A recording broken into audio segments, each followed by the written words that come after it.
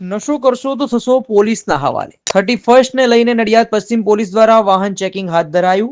31st ને હવે ગણતરીના કલાક બાકી રહેતા પશ્ચિમ પોલીસ એલર્ટના મોડમાં છે. નશાની હાલતમાં અજાણી વ્યક્તિની પોલીસ સામે નહીં ચાલે કોઈ ચાલાકી કે યુક્તિ.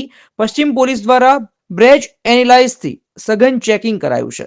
દારૂ પીધેલી હાલતમાં કે શંકાસ્પદ વ્યક્તિ મળી આવશે તો સામે કડક કાર્યવાહી થશે. 31st ને લઈ પશ્ચિમ વિસ્તારમાં મ્યુઝિક પાર્ટી મામલે પશ્ચિમ પીઆઈએ માહિતી આપી છે.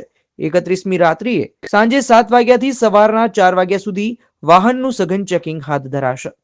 આવતીકાલે 31ના અનુસંધાને પશ્ચિમ પોલીસ વિસ્તારમાં આજ રોજ અત્યારથી જ વાહન ચેકિંગ હાથ ધરવામાં આવેલ છે. આ વાહન ચેકિંગ આવતીકાલે પણ ચાલુ જ રહેશે અને ખાસ કરીને પોલીસ દ્વારા બ્રેથ એનાલિઝરનો ઉપયોગ કરી દારૂ પી અને વાહન ચલાવતા હોય અથવા ગાડીમાં દારૂ લઈ જતા હોય એ બાબતે સઘન ચેકિંગ હાથ ચાલી રહ્યું છે. ખાસ કરીને પોલીસનો પહેલો ફોકસ રહેશે કે જે દારૂ પીને 31માં ખાસ કરીને વાહનો ચલાવતા હોય છે એમના ઉપર. બીજું કોઈ પીધેલા મળે તો એમના કેસો કરવા, ઇંગ્લિશ દારૂના પોઝિશનના ખાસ કેસ કરવા, બહારથી ઇંગ્લિશ દારૂની હેરાફેરી થઈ અને પુષ્ટિ વિસ્તારમાં કોઈ દારૂ આવે નહીં એ બાબતે પણ ચેકિંગ કરવામાં આવશે. અને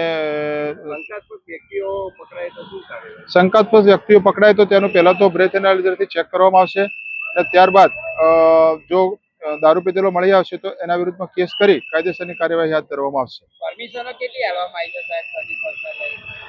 આ વખતે ખાસ કરીને પશ્ચિમ વિસ્તારમાં ચર્ચ આવેલા છે તો આવતીકાલે ચર્ચની અંદર જે 31ના રેગ્યુલર પ્રોગ્રામો ખ્રિસ્તી સમાજ દ્વારા થતા હોય છે એ રહેશે.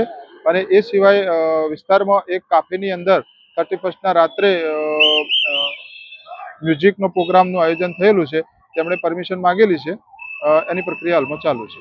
My school is one such future ready school where I understand each and every concept taught in the class and don't rote learn, where teachers don't just use books and blackboard to teach but use new ways of teaching and learning like audiovisual learning, activity based learning and group activities which enhances my conceptual understanding. My school also teaches coding, which is an important 21st century skill.